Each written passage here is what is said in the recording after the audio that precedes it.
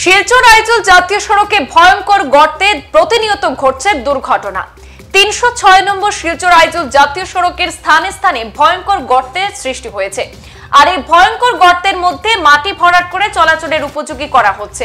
প্রায় বৎসর থেকে আসাম মিজোরাম সীমান্ত এলাকা লায়লাপুর থেকে সোনাবাড়িঘাট পর্যন্ত জাতীয় সড়কে সৃষ্টি হয়েছে গর্তের, যার ফলে প্রতিনিয়ত ভুগছেন যাত্রীবাহী চলাচলকারী জনগণ। সেখানে প্রতিনিয়ত ঘটছে দুর্ঘটনা।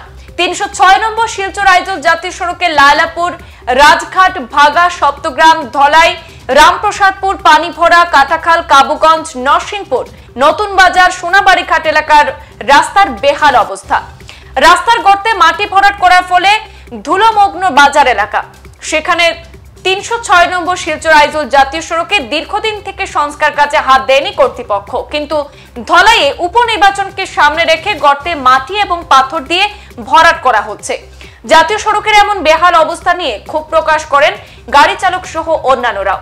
শীঘ্রই জাতীয় সড়ক সংস্কারের দাবি জানিয়েছেন স্থানীয়রা। আমি রয়েছি বর্তমান ৩০৬ নম্বর শিলচর আইজল জাতীয় সড়ক। এই জাতীয় সড়কের যেটা ভয়ঙ্কর রূপ আপনারা ইতিমধ্যে লক্ষ্য করছেন। বিগত দিন থেকে কিন্তু এই জাতীয় সড়কের ভয়ঙ্কর পরিস্থিতি, আসাম মিজোরাম সীমান্তবর্তী যে বাগাবাজার এলাকায় এই যে রাস্তার যে ভয়ঙ্কর গর্ত সৃষ্টি হয়েছে, এই গর্ত দিয়ে কিন্তু যারা বিভাগীয় কর্তৃপক্ষ কিন্তু নীরব ভূমিকায় রয়েছেন। আমরা দেখছি যে শিলচর উদ্যানে, যেটা শিলচর উদ্যান বলা হয়, যেটা সোনাবাড়িঘাট থেকে নতুন বাজার, কাবুগঞ্জ, ধলাই, বাগাবাজার এবং লায়লাপুর অবধি যেটা মিজোরাম সীমান্তবর্তী প্রায় 30 কিলোমিটার রাস্তা, যেটা জাতীয় সড়কের কিন্তু বর্তমান যেটা ভয়ঙ্কর রূপ আপনার ইতিমধ্যে আমরা লক্ষ্য করেছি।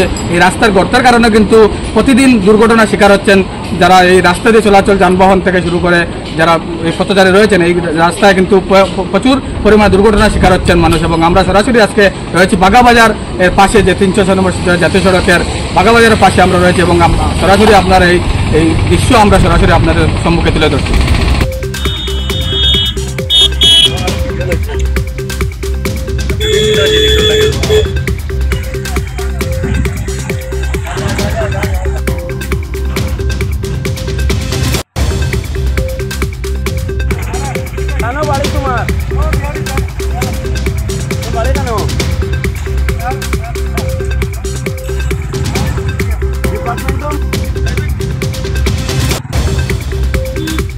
সংবাদ এই পর্যন্তই। ফিরছি পরবর্তী অন্যান্য আপডেট নিয়ে, সাথে থাকুন।